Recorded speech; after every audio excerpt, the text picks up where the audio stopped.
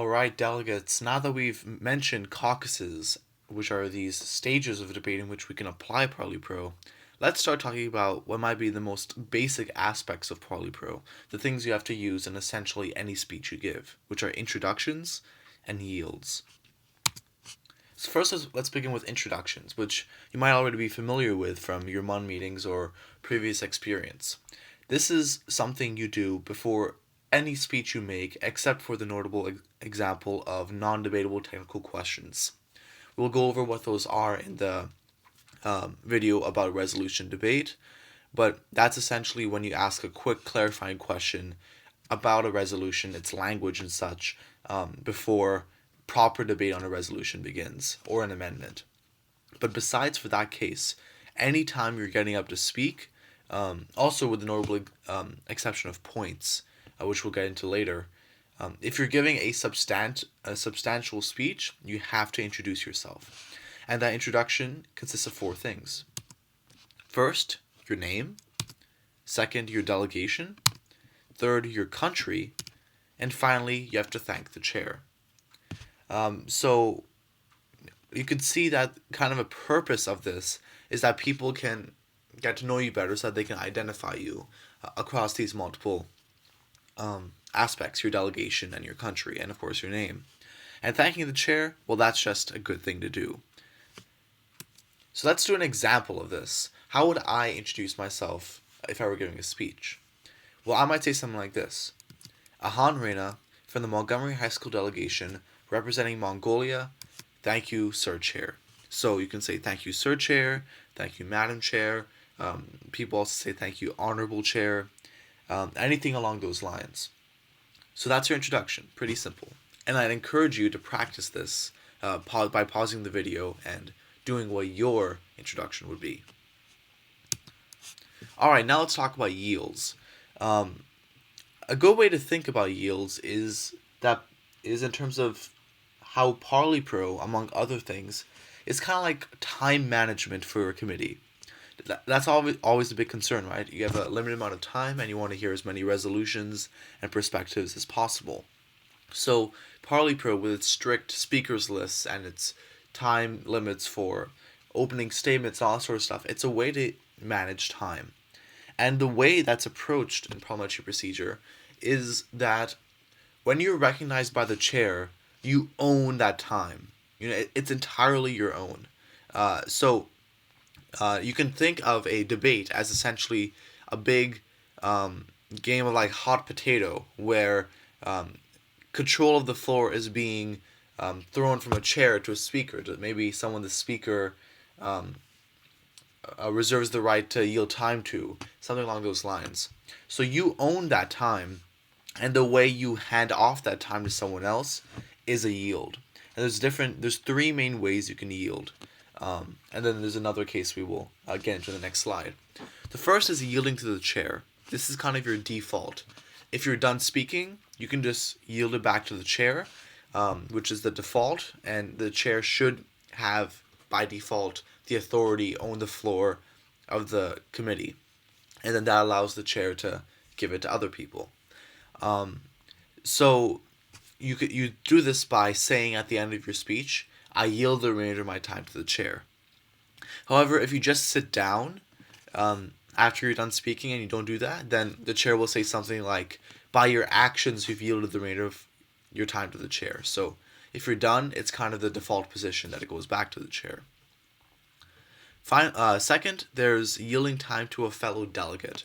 So this is often used if debate is about to end or there's limited time, and the chair is not able to entertain everybody on the speakers list, and so often delegates will help each other out by yielding time to a fellow delegate.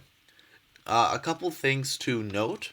First, if this is something like unfriendly amendment debate, which we'll get into later as well, if you haven't heard of it, the key thing being that that's a pro speaker is taken and a con speaker is taken, and that's alternates.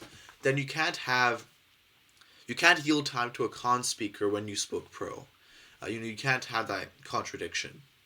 However, in all cases, it's required that you speak for half of the time. So If the chair is giving you 2 minutes, you have to speak for 1 minute. If the chair is giving you a minute 30, you have to speak for 45 seconds. And what this does is it makes sure that you aren't just getting recognized so that you can hand it off to someone else. The other thing which is very important, and this is just a good courtesy to remember, is that you must reserve the right to yield time to a fellow delegate. So how this would work is, after you give your introduction, Han Reyna from the Multimask delegation representing Mongolia, thank you, Sir Chair. The first thing I do is I reserve my right to yield time to a fellow delegate, and then the chair would say that's my right. You really should remember this because it really sucks when someone promises to someone else that they're going to yield time to them, and then they forget to reserve the right, and so they can't do it once half their time is over. So remember to do that. The third thing you can yield time to is the author's summation, which is their closing statement. If this is an unfriendly amendment debate, this can only be done on pro time. But this is a very nice thing to do, mainly if you support the resolution, but you think it's more important for the author to have more time to address concerns at the end than for you to speak. So this is also something you have to reserve. You have to say, I reserve the right to yield time to the author's summation, and then the chair would say that's your right. And then at the end, instead of yielding time to the chair, you yield the remainder of your time to the author's summation. So you have to reserve for fellow delegate and the author's summation, but note you do not have to do that for the chair, because that's kind of the default. Finally, there's this one interesting yield, which isn't exactly a yield, because you aren't giving up your time fully. But you can ask the author of a resolution or even a amendment to yield to a series of questions. So this isn't your non-debatable technical questions. This is, you can have full-blown leading questions, interrogation in a sense. So you'd say this by saying, will the author yield to a series of questions? And they can say yes or no. That's another thing to note. They can deny it. But this allows you to ask the series of questions, but separately, you have to reserve the right to speak thereafter. I haven't finished the sentence here, sorry about that.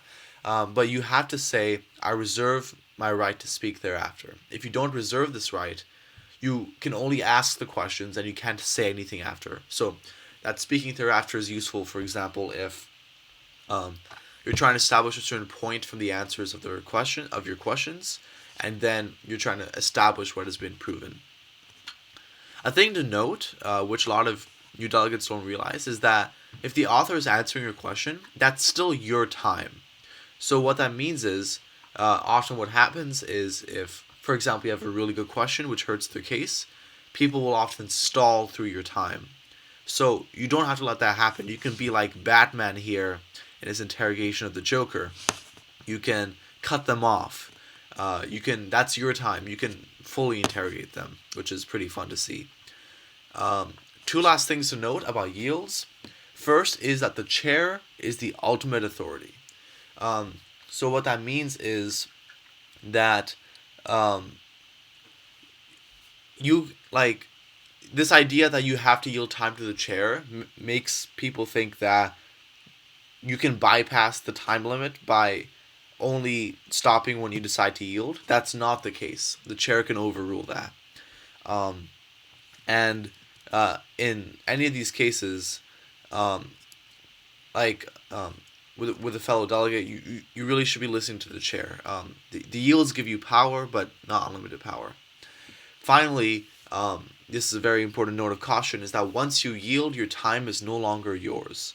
A lot of people will accidentally yield. So, for example, instead of reserving the right to yield time to a fellow delegate, they'll just yield time to a fellow delegate.